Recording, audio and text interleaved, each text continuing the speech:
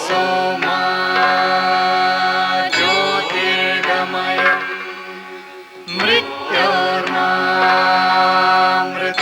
गमय।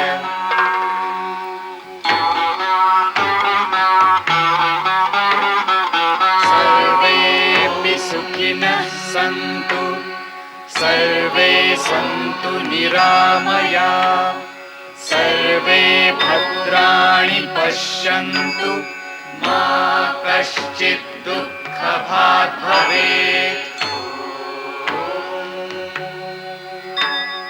द्यौः शान्तिः शान्तिः अन्तरिक्ष शान्तिः पृथिवी शान्तिः शान्तिः आपः शान्तिः शान्तिः ओषधयः शान्तिः शान्तिः वनस्पतयः शान्तिः शान्तिः विश्वे देवाः शान्तिः कामः शान्तिः शान्तिः क्रोधः शान्तिः शान्तिः ब्रह्म शान्तिः शान्तिः सर्वः शान्तिः शान्तिः शान्तिरेव शान्तिः शान्तिः साम शान्तिरेधि। यतो यत समीहसे ततो नु अभयं कुरु शन्नः कुरु प्रजाभ्यो भयं न पशुभ्यः। सुशान्तिर्भवतु सुशान्तिर्भवतु सुशान्तिर्भवतु।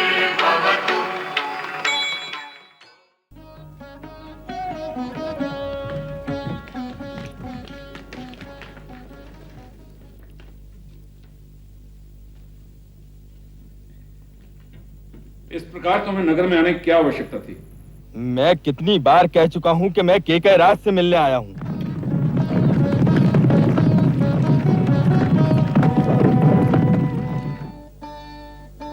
क्या आदर्श रखा तुमने अपनी प्रजा के सामने कि पुरुवंश की संतान अपने जीवन के मोह के भय से अपने ही राज्य से पलायन कर जाती है?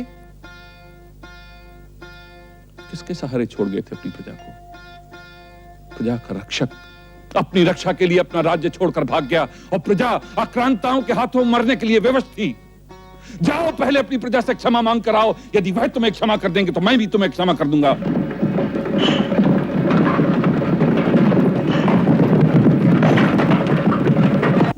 और मेरी आशाएं, मेरी अभिलाषाएं अब तुम पर टिकी। आप आज्ञा दीजिए केकयराज। आपकी अभिलाषाओं को पूर्ण करने के लिए पुरुवंश अपना समस्त सामर्थ्य दांव पर लगा देगा। जाओ पौरव, अपने राज्य वापस जाओ। आज से तुम अपने राज्य के अधिकारी हो। अपने राज्य को पुनर्गठित करो, संगठित करो। और अब जब चंद्रगुप्त की शरण ली है तो अपने संरक्षक का साथ दो, उसकी सहायता करो। चंद्रगुप्त का ध्येय उच्च है। तुम उसके अभियान में पुरुवंश का प्रतिनिधित्व करो। मेरा समस्त सामर्थ्य तुम्हारे साथ होगा। हो सके तो कुल का गौरव बढ़ाना। प्रणाम केकयराज। इंद्रदत्त, आज से पौरव का राज्य पौरव राज के अधीन है। क्षमा करें देव, समस्त मंत्रीगण आपकी प्रतीक्षा कर रहे हैं। चिरंजीवी भव।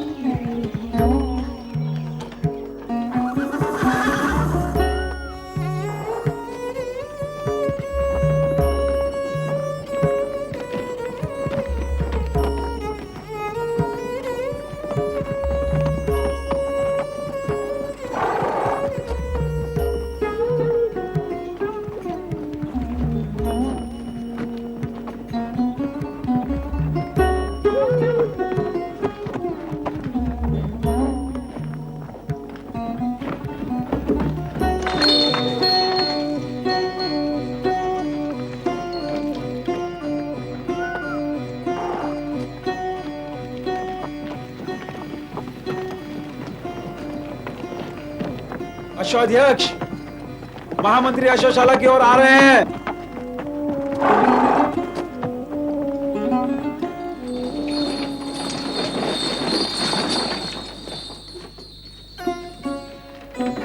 प्रणाम महामंत्री। प्रणाम। आपने मुझे बुला लिया होता महामंत्री। तुम्हारा समय नष्ट नहीं करना चाहता था, इसलिए मैं स्वयं चला आया। सोचा इसी बहाने अश्वशाला को देखने का अवसर भी मिल जाएगा। कोई विशेष कार्य महामंत्री? हाँ, अश्वाध्यक्ष महामंत्री, आपके पास भेंट स्वरूप प्राप्त और प्रतिवर्ष क्रय किए जाने वाले अश्वों के प्राप्ति स्थान और क्रय किए गए अश्वों के बदले में चुकाए गए मूल्यों का विवरण तो होगा ही। हाँ महामंत्री। इसी प्रकार नगर एवं जनपद के निवासियों अथवा अन्य श्रेष्ठियों के हाथों बेचे गए युद्ध में अनुपयोगी अश्वों का विवरण भी आपके पास होगा। हाँ महामंत्री। क्या पिछले 3 वर्षों के वे समस्त विवरण आप संध्या तक मेरे कार्यालय में मुझे दे सकते हैं? हाँ महामंत्री। मेरी अनुपस्थिति में भी आप मेरे कार्यालय में उन्हें मेरे व्यक्तिगत लिपिक के हाथों दे जाएंगे। हाँ हाँ महामंत्री।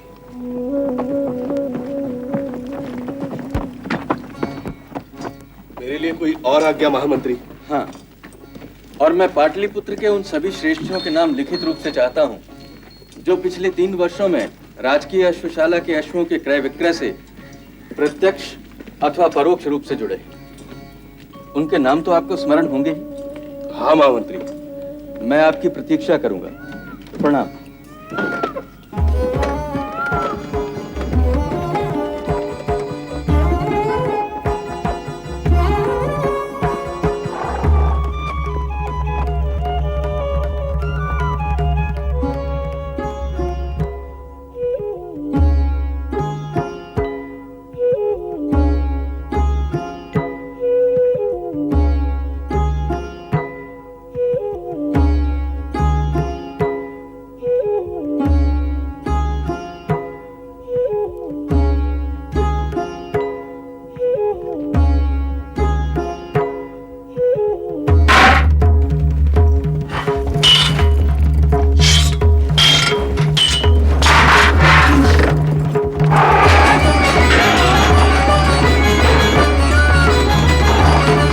सेनापति,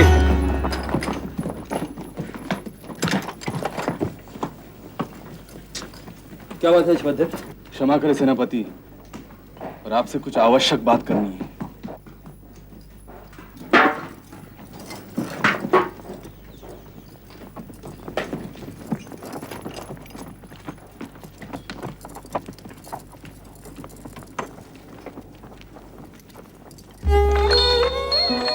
ठीक है, तो मैं आशा कर सकता हूँ कि संध्या तक मुझे संपूर्ण विवरण व मेरे प्रश्नों का उत्तर मिल जाएगा। हाँ महामंत्री।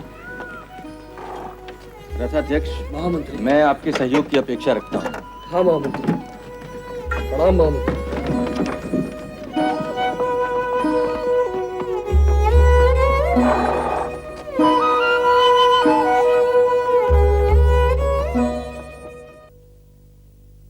आप कुछ कह नहीं रहे सेनापति? मुझे लगता है कि जाते जाते महामंत्री विस्फोट कर जाना चाहते हैं। तो अब? तुम क्या उनसे डरते हो? पर हमें कुछ तो करना होगा। तुम वही करो जो तुम्हें महामंत्री ने कहा है। और आप? मैं वही करूंगा जो मुझे करना है। सेनापति, यदि शीघ्र ही कुछ नहीं किया गया तो विवाद बढ़ सकता है। क्या मुझे इससे हानि नहीं होगी? आप सेनापति हैं। आप? महामंत्री को उत्तर मैं दे दूंगा, तुम निश्चिंत रहो। यदि मेरा अनुमान गलत नहीं है तो महामंत्री सेना से संबंधित प्रत्येक विभागाध्यक्ष से यही बात कर रहे होंगे, और ऐसी स्थिति में सबसे अधिक उत्तरदायी मैं हूं। तो मैं निश्चिंत हो जाऊं सेनापति? जाओ, संभवतः अन्य लोग भी आ रहे होंगे, सावधान रहना। प्रणाम।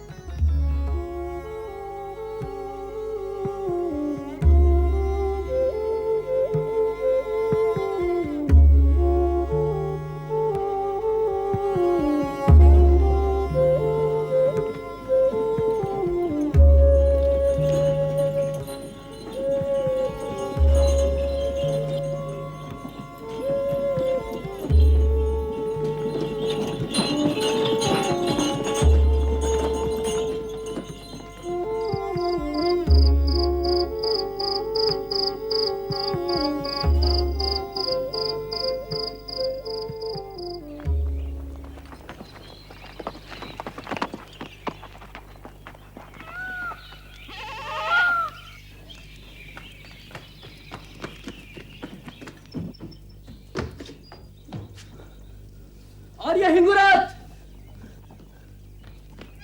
आर्य हिंगुराज, चीखो मत। आर्य हिंगुराज।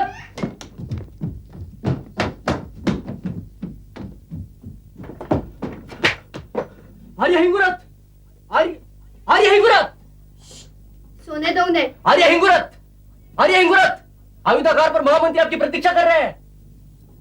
महामंत्री? हाँ। आभूषण कहाँ है?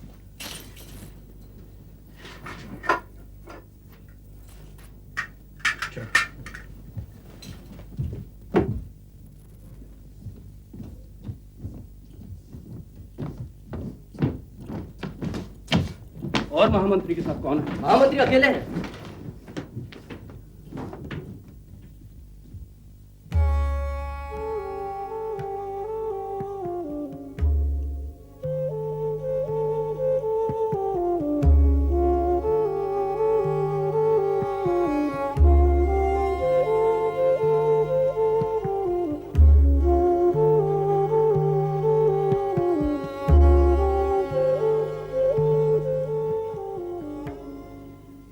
जैसे ही अयोध्यागार अध्यक्ष आ जाएं, उन्हें मेरे कार्यालय में भेज देना।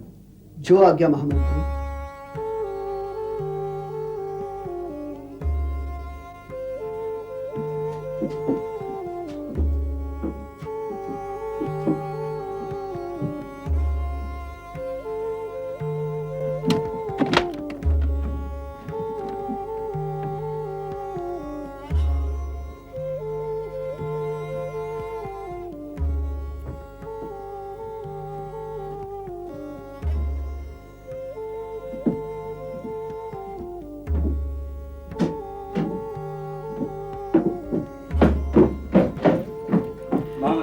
गए। क्या कहा उन्होंने? आपके यहाँ पहुंचते ही आपको महामंत्री कार्यालय पर उपस्थित होने के लिए कहा है। तुमसे कुछ पूछा? नहीं, आए और चुपचाप अयोध्यागार का निरीक्षण करके चले गए। ठीक है, मैं महामंत्री के कार्यालय पर जा रहा हूं।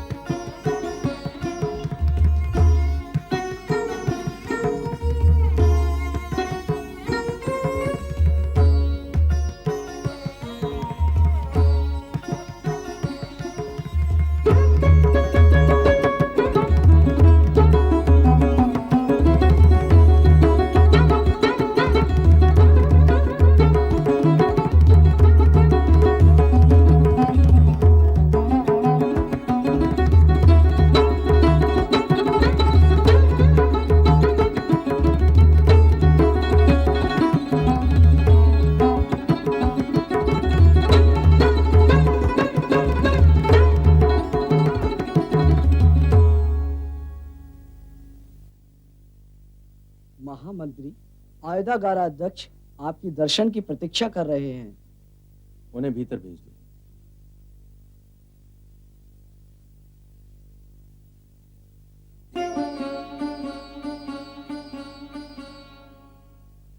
प्रणाम महामंत्री। बैठिए।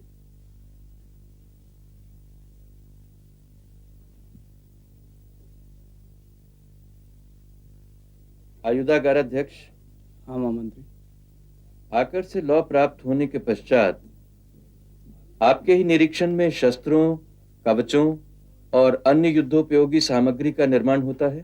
हाँ महामंत्री। इसका अर्थ यह हुआ कि शस्त्रों के निर्माण से लेकर आयुधों का वितरण तक आपके ही नियंत्रण में होता है।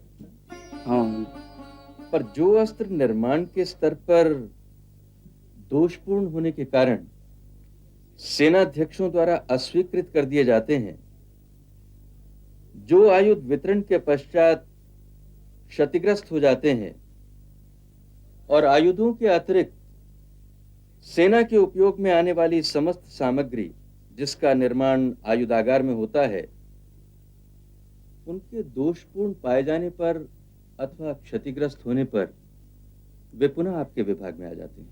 हाँ महामंत्री। और आप ऐसे क्षतिग्रस्त और दोषपूर्ण आयुधों को, जो सामरिक दृष्टि से उपयोगी ना हो, सेनापति द्वारा निरीक्षण करने के पश्चात राजाज्ञा से लौह के व्यापारियों को बेच देते हैं।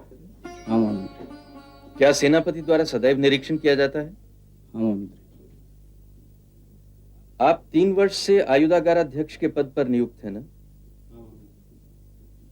3 वर्ष पूर्व आप आयुधागार के निरीक्षक थे। हाँ महामंत्री। तब तो आपने नवीन पद पर आने के पश्चात बड़े उत्साह से कार्य किया होगा। हाँ महामंत्री।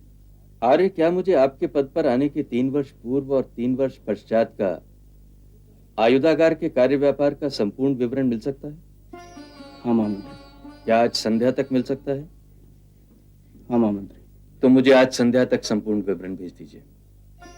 और एक बात, आप मेरे और आपके बीच हुए वार्तालाप की गंभीरता को समझते होंगे।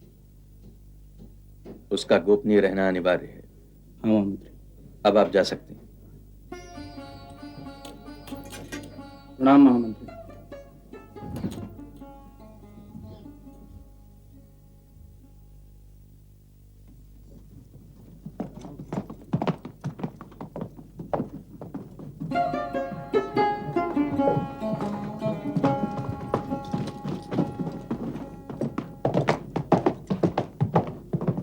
प्रणाम। महामंत्री आपकी प्रतीक्षा कर रहे हैं।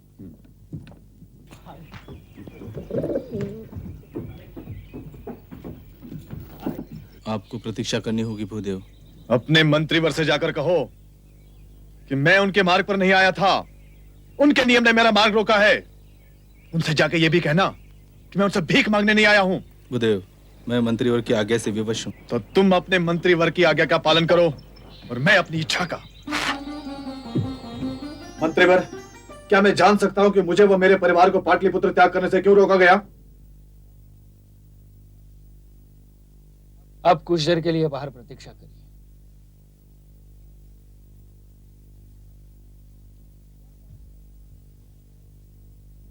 द्वारपाल। प्रणाम आचार्य। यह मेरे प्रश्न का उत्तर नहीं है। आचार्य, क्या मैं जान सकता हूं आप पाटलिपुत्र का त्याग क्यों करना चाहते हैं? नहीं। आचार्य, मैं तो आप... मंत्रीवर, आप मेरा समय नष्ट मत करिए। आचार्य, आप मेरी विवशताओं को समझने का प्रयत्न करिए। क्या मुझ पर कोई आरोप है? नहीं आचार्य। मैंने कोई अपराध किया है? ऐसा तो नहीं है आचार्य, पर मैं... क्या मैं मगध की सत्ता का दास हूं? आप स्वतंत्र हैं आचार्य। तो मुझे पाटलिपुत्र का त्याग करने से क्यों रोका जा रहा है? महामंत्री का आदेश है। इसके लिए मुझे अब महामंत्री के पास जाना पड़ेगा? नहीं, महामंत्री को सूचित करना हमारा उत्तरदायित्व है और उनकी आज्ञा मिलने पर ही आप पाटलिपुत्र छोड़ सकते हैं। आपको जिसे सूचित करना है करिए, पर मैं आपको स्पष्ट बता देता हूं, यदि मुझे पाटलिपुत्र में बलपूर्वक रोका गया तो कुछ अनिष्ट अवश्य होगा। इतना और बताए देता हूं कि अब मैं पाटलिपुत्र में जीने के बजाय मरना उचित समझूंगा। और आपको विश्वास दिलाता हूं कि मगध के सैनिकों के हाथों नहीं मरूंगा। वैसे भी पाटलिपुत्र ने बहुत दिनों से अग्नि की ज्वालाएं नहीं देखी, इसलिए यदि शीघ्र ही मुझे पाटलिपुत्र से जाने की अनुमति नहीं मिली तो उसके भी दर्शन करा दूंगा। अपने ही घर में अग्नि स्नान करने से तो आप मुझे नहीं रोक पाएंगे।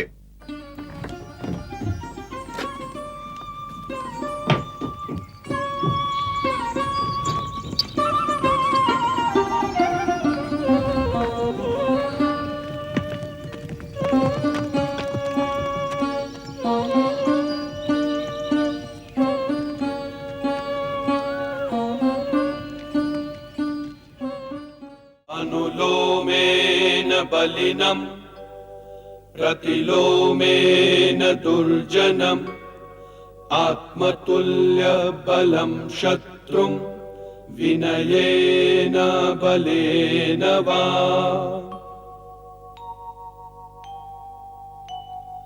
अनुलोमेन बलिनम प्रतिलोमेन दुर्जनम आत्मतुल्य बलम शत्रुं विनयेन बलेन वा।